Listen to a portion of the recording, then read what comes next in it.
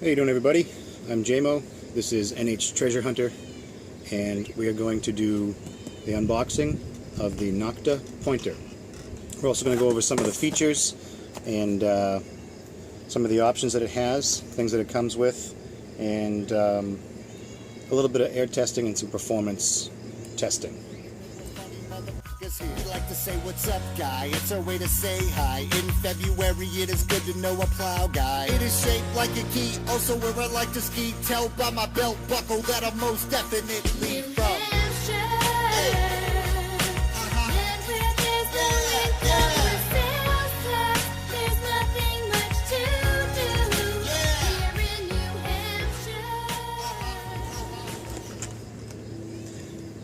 See right here, it says that it is waterproof to IP67, which is 3 feet. It has 360-degree scanning capabilities, which is basically from the tip out and from the sides out as well. It has sensitivity adjustments. You have 10 individual settings.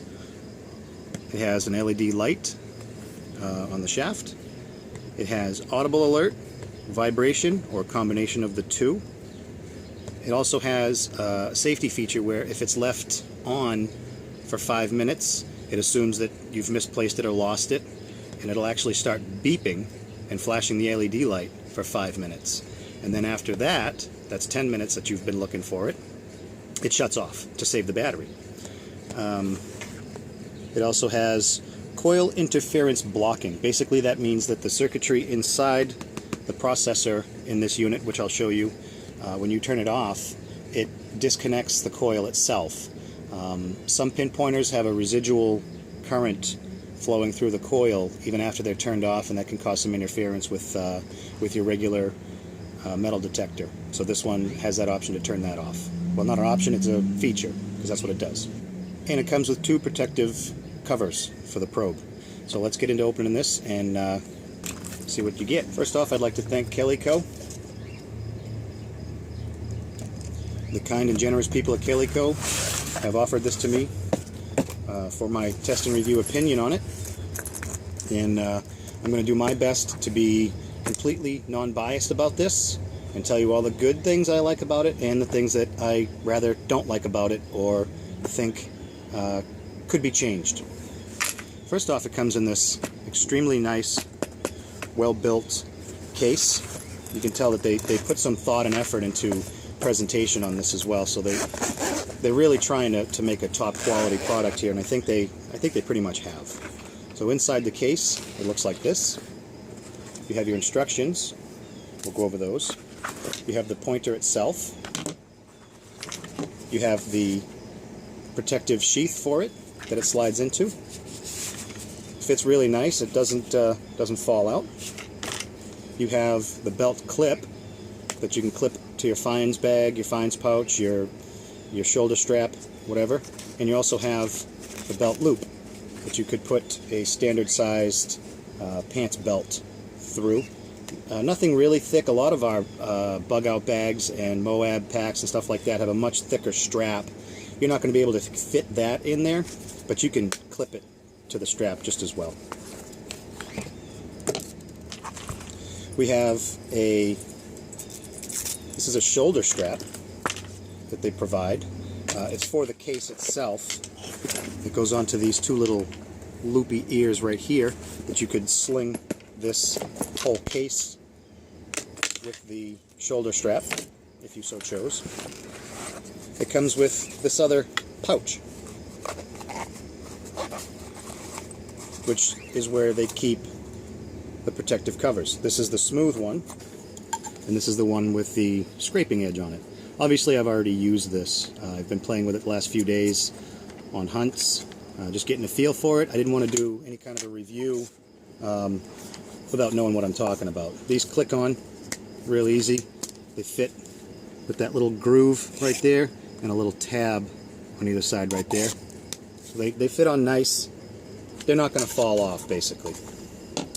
Alright, so let's get into the meat and potatoes of this unit and see what it's all about.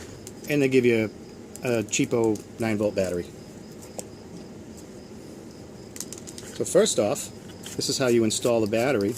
You take this ring off, like this, and you take this off.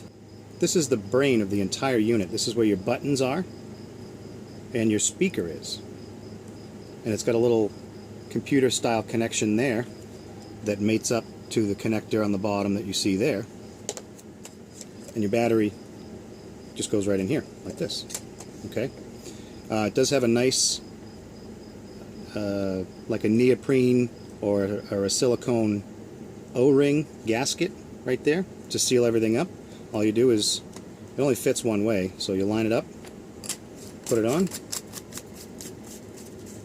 and screw it down. Alright, if we go by the instructions here, they tell you, turning the device on. Press the green button once. The LED light will flash, will light up, and a long warning tone will be heard. Nokta Pointer is ready for use. Be sure there are no metal objects around at startup. What that means is basically if you turn this thing on while you're holding it with a ring on or something like that, it's gonna sort of balance its sensitivity to its surroundings, okay? So you don't want to be near metal when you turn it on. You press and hold the green button here, and you'll watch the LED light come on. Just press it once. Now we're ready to go. It gave me a tone and a small vibration. So now, according to the instructions, when you turn it on, it automatically starts off at setting number 5 for the sensitivity out of 10. So let's see what we get for a mini air test on my silver ring. Now we're in vibration only. I didn't put it in vibration only. Okay, so to change mode, press the gray button for 3 seconds. A short warning tone will be heard. The device will switch from the audio mode to the vibration mode when pressed and held again. It will switch to the audio and vibration mode. Okay, so here's the gray button right here. Press and hold for 3 seconds. Now we should be in a different mode. That's vibration and audio. There's the speaker right there. And you can really quiet it down. That's the speaker. Okay, but you see we're on sensitivity 5. We get a respectable 1.5 inches. We can increase the sensitivity or decrease the sensitivity with just one touch. The short beep means you're still increasing. The long beep means you're at the top. So we go down 1, 2, 3, 4, 5, 6, 7, 8, 9. Okay? Because we're already on 10. Now that's on 1. You basically have to be touching the unit to get it to go. So we go up.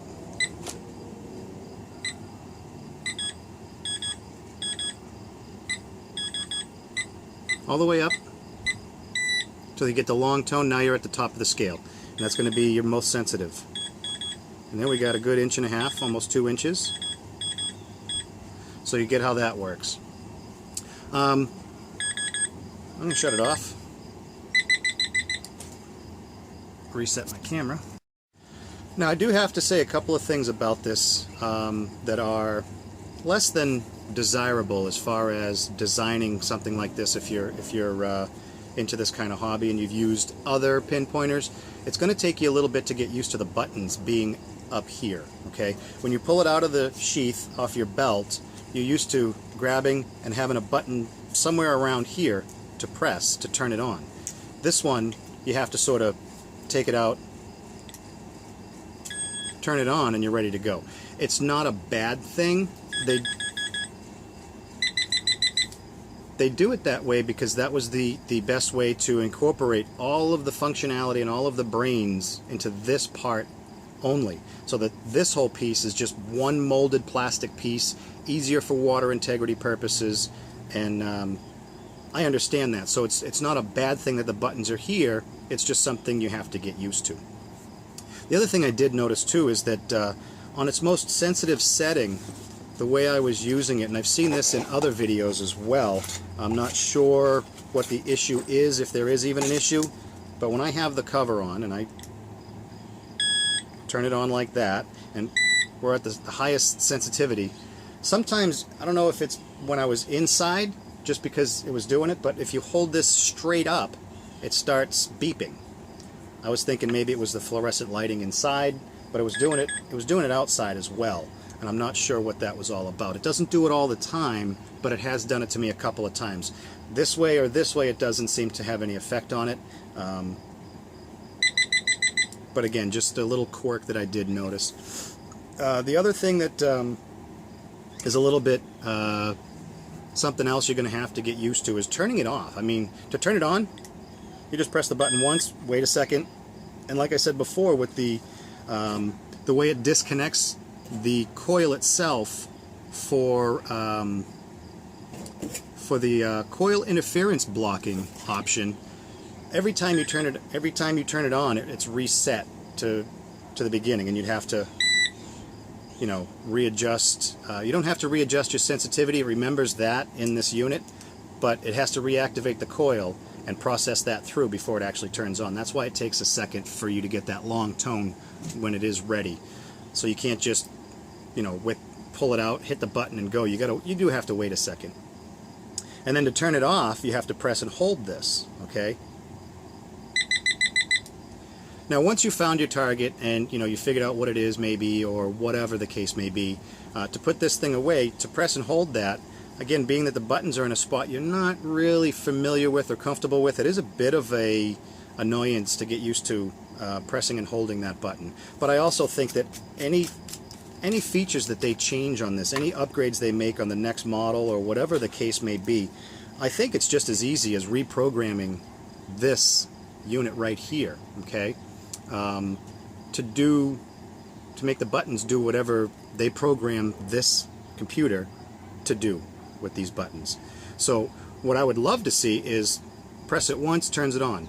Press it again, turns it off. That easy. To get to any options that you may have as far as sensitivity goes, once you have it set, you're going to leave it there. You're not going to play with it, because as soon as you turn this unit on, you're able to adjust the sensitivity by the gray button and the green button. I think that if you have to press and hold this green button to get to the sensitivity options, that would be a little bit more user-friendly, because you just want to press it once, turn it on, press it again to turn it off, but it's not off. You got to press and hold. Here's a few clips of me using this in real-world scenarios. And again, with a small piece of a nail and a screw in the same hole, you can see the range on this Nokta. I don't even know what setting I'm on. This is just a dry run. I just got it in the mail just now when I got home from work. Second find. Very, very light aluminum coin. I'm not even sure where it's from. Looks like Greek letters to me. So maybe from Greece. Semi-live dig on an 86 signal.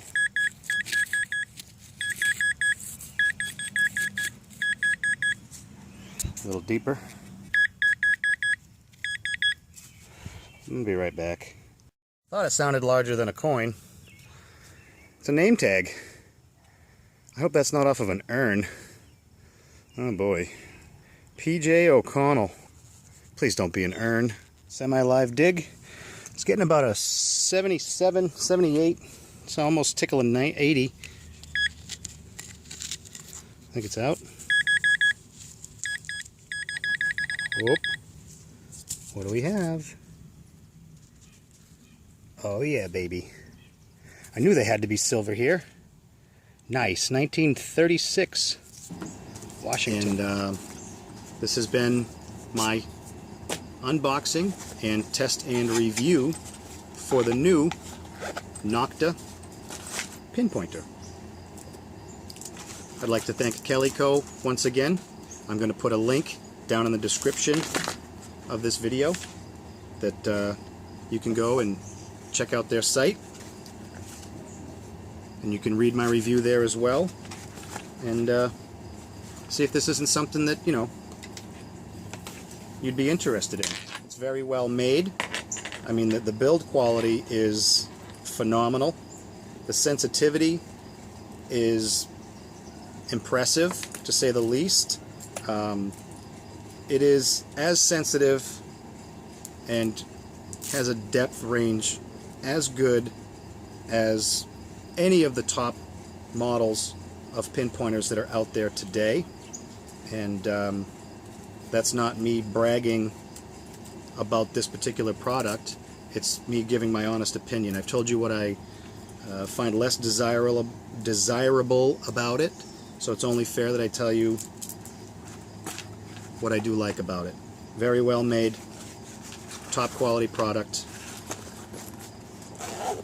I have no idea about the customer service that Nokta has, but I do know that Kellyco has a top-notch customer service department, and any problems you have with any product you buy from them, they're more than willing to help you out and go well out of their way to make sure you're a satisfied customer for your return to their store. So there it is, the waterproof Nokta Pointer. That's my test and review. Thank you for liking, watching, commenting, subscribing, and go check out Kellyco for all of your metal detecting needs. And swing, beep, dig.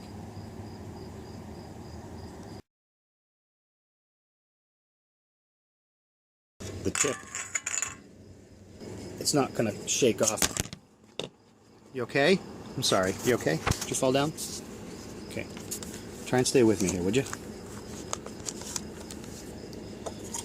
Oh, and they give you, again, are you alright? You gotta, have you been drinking? You gotta quit falling down, would you? This is the brain of the, so you press and hold the green button right here. And, oops.